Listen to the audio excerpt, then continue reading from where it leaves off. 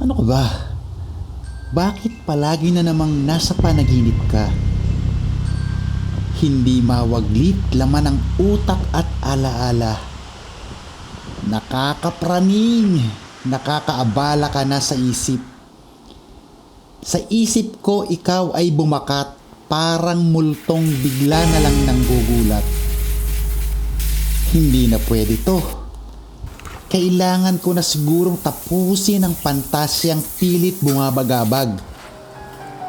Nagnanasa.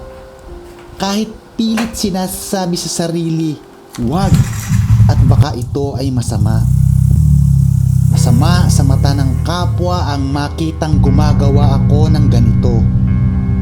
Ang kaligayahang hatid ng makamundong gawa na sana nawa maalis ang takot na mahusgahan. Kahit panandalian, bago pa ang panaginip na ito ay tuluyang maging bangungot. Bangungot sa pagtulog kaya hindi makatulog. Nakakapagod na ito. Hanggat ganitong kinikimkim ay di maalis ang takot na isang gabi sa aking paghimbing ay di na muling magmulat ang mata dahil sa isang panaginip. Hanggat ikaw ay hindi magkaroon ng katotohanan, makasama at makaulayaw.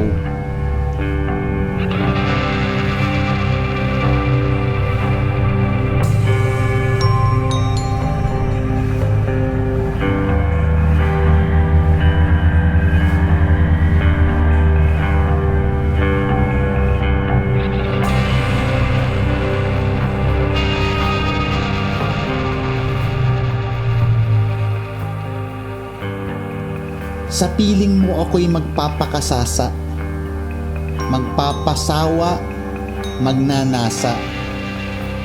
Kahit delikado, kahit mahirap na tila hindi kaya. Kahit ano ang sabihin nila, ang maramdaman ka sa balat ay sasapat na. Malaswa, bahala na ang ibang tao ang humusga. Ito ay aking gawa. Ito ay aking sining. Ito ay aking ekspresyon ng pagsasadula. Pagsasadula ng aking tula. Pagsasalarawan ng aking imahinasyong hindi naman sinasadya. Subalit inihahayag at kung ito ay pipigilin, maaring maging taghihawat. Taghihawat na tila bulkan sa pisngi ay sasambulat. Ngaway napangiti ko kayo. Kalokohan man sa tingin nyo. Hoy! Nag-effort ako dito. Heto, ginagawa na ang lahat hanggang mapansin nyo. Naku pala'y isang tao ring talentado. Yeah! Enjoying the night here in Sagada. Bonfire syempre.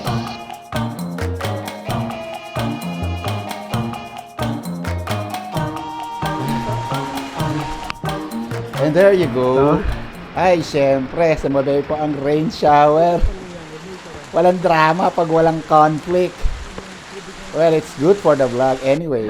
Yung isa nang himatay na! Pero lumalaban pa! Although concrete naman yung pathway, pero yung dahil sa elevation na pataas ng pataas, mahirap ding akyatin. But this time na pabalik na tayo, more on pababa naman, kaya wag lang madudulas, ang madulas lang ang kalaban. Ayun na nga. And I hope na gustuhan niya yung preview sa ginawa kong na poem, tula para sa inyo. Na-express na naman natin yung ating creativity through that poem. So nilagyan ko lang siya ng twist sa daming beses na akong pumunta rito sa Mountain Province. Nakakita ko dun sa tabing kalsada ng mga maliliit na falls, or ewan ko rin, baka pagka ganitong rainy season lang siya existing, hindi naman siya talaga falls na recognized as paliguan, but ang dami niyan sa tabing kalsada. So tuwing nakakita ko, parang gusto kong mag stop over para maligo. So pinulfill lang natin yung ating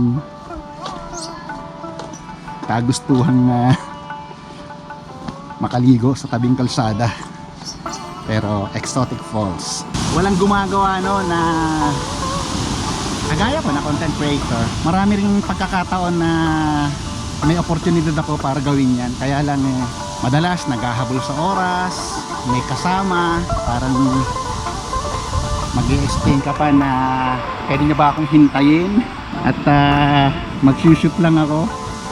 Although maraming beses tayo nakapunta rito, hindi naman natin pinaplano o hindi naman natin pinag-iisipan kung makakabalik pa tayo o babalik pa ulit tayo rito. Kaya pinugsigi natin na makagawa ng content na kagaya nito para ma-fulfill na natin yung ating mga pinapangarap. So it is already a dream come true for me. Ang simpleng explanation lagi siyang sumasagi sa aking panaginip na nagiging nightmare na dahil yung eagerness ko hindi ko na makontain. At least ngayon na-fulfill na natin at mission accomplished. So it's up to you kung gusto nyo i-challenge yung ginawa ko, maliligo sa tabing kalsada, isa sa mga existing falls. Beforehand, tinitignan ko muna yan kung may mga bahayan sa taas. Syempre, pag may bahayan, baka yung tubig galing sa drainage. Tapos titignan natin yung quality ng tubig kung clear, para maka-assure naman tayo na natural water siya na naiipon sa bundok. Pangalawa, tinitingnan natin yung batuhan, yung step, baka tayo madulas, maaksidente. Malayo tayo sa ospital, guys. We cannot afford to make a mistake here.